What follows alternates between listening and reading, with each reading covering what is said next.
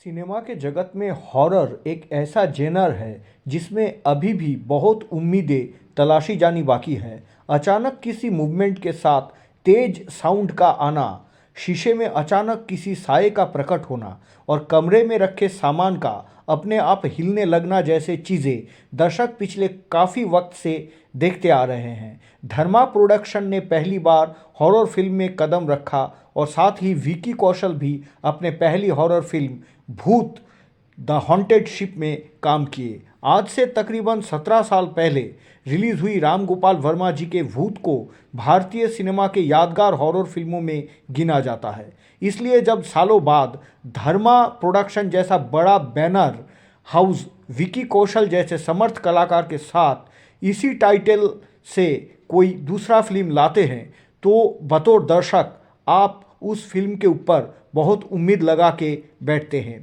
सच्ची घटना पर आधारित ये फिल्म हकीकत का दामन थामकर उड़ान भरती है और आपको कल्पनाओं के उस आसमान में ले जाती है जहां आपको सब कुछ हकीकत ही लगने लगता है।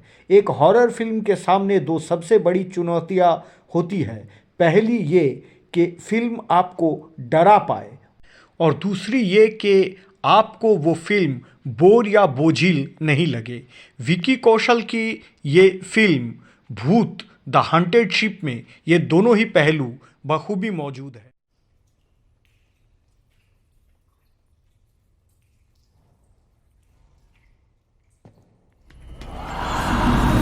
भूत द हॉन्टेड शिप की कहानी कुछ इस प्रकार से है। एक हादसे में अपनी छोटी बेटी और पत्नी को खो चुका पृथ्वी अब मुंबई में अकेला रहता है और शिपिंग ऑफिसर की नौकरी करता है।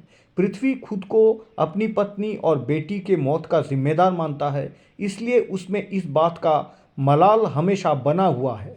वो हर वो काम करता है जिससे वो किसी बच्ची या किसी औरत की मदद कर सकता है।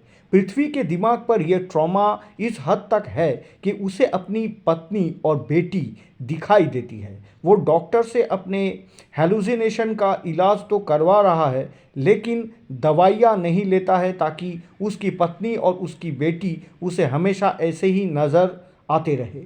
पृथ्वी का दोस्त रियाज उसे हमेशा ये सब करने के लिए टोकता रहता है, लेकिन पृथ्वी नहीं मानता। जब सब कुछ ठीक चल रहा है और एक दिन अचानक समंदर के किनारे एक सुनसान जहाज सी बर्ड आकर खड़ा हो जाता है।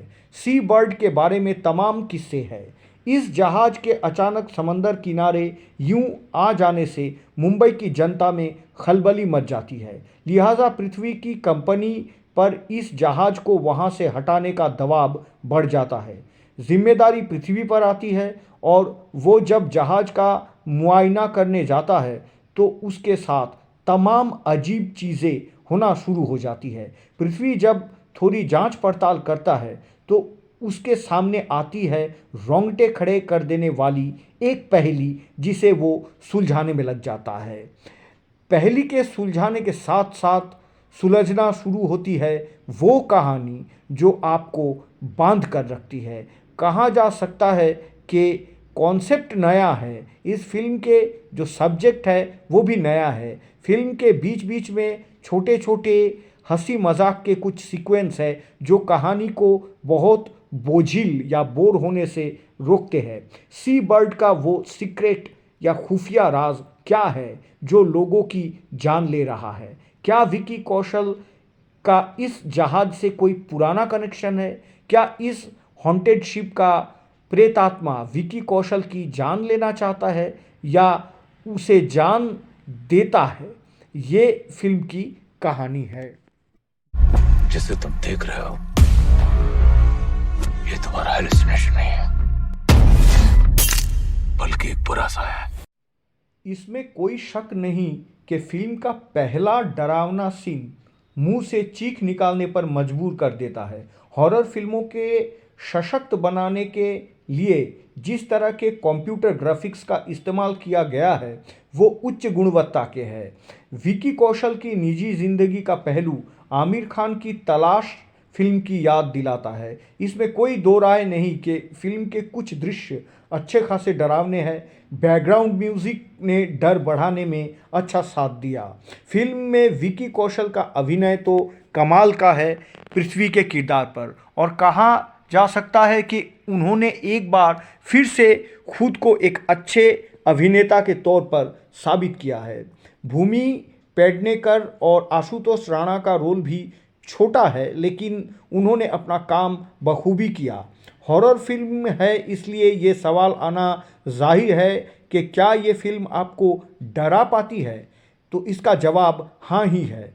किसी भी हॉरर फिल्म में ग्राफिक्स और वीएफएक्स बहुत मायने रखते हैं आज के ज़माने में, और इनका काम इस फिल्म में काबिले तारीफ़ है। फिल्म के कई दृश्य ऐसे हैं जो आपको रोंगटे खड़े हो जाते हैं और आप एक पल के लिए सन्न रह जाते हैं। फिल्म के म्यूज़िक और बैकग्राउंड स्कोर की बात करें तो पूरी फिल्म में सिर्फ एक ही गाना है जो इसकी शुरुआत में आता है। गाने का म्यूज़िक और लिरिक्स कमाल के हैं और ये दर्शकों को पहले ही काफ़ी पसंद आ चुका है।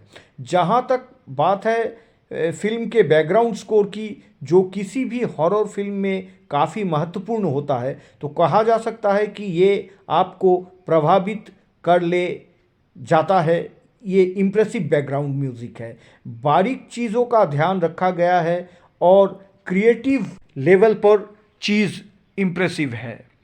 फिल्म की कहानी दमदार है और आपकी उम्मीदों पर खरी उतरती है, लेकिन धर्मा प्रोडक्शन ने इसमें एक देसीपन भी रखा है। क्लाइमैक्स में आशुतोष राणा का मंत्रोच्चारण करना और आत्मा की मुक्ति के लिए कुछ करना, जो धारणाएं फिल्म में रखे गए हैं। कहा जा सकता है कि फिल्म का हॉरर भले ही इंटरनेशनल लेवल का हो, लेकिन इसका क्लाइमैक्स काफ़ी देसी रखा गया है। अपराध बोध और अवसाद से ग्रसित पृथ्वी के चरित्र को विकी कौशल ने बखूबी निभाया है।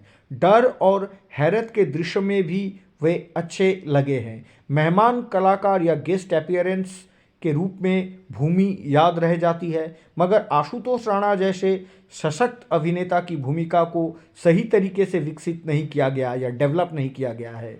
वो थोड़ा और स्पेस मांगने का हकदार थे। सहयोगी कास्ट ठीक ठाक है। फिल्म के आखिर में निर्देशक पार्ट 2 बनाने का इशारा भी देते हैं। हॉन्टेड शिप आज के वक्त के थ्रिलर और 80 के दशक के अजीब सी भूतिया फिल्मों का एक मिक्स है या कॉम्बिनेशन है, जिसमें विकी कौशल ने डर को भड़काने की पूरी कोशिश की है। अगर आप भूतिया फिल्म या हॉरर फिल्म के शौकीन हैं तो कम से कम एक बार आप भूत द हॉन्टेड शिप देख ही सकते हैं।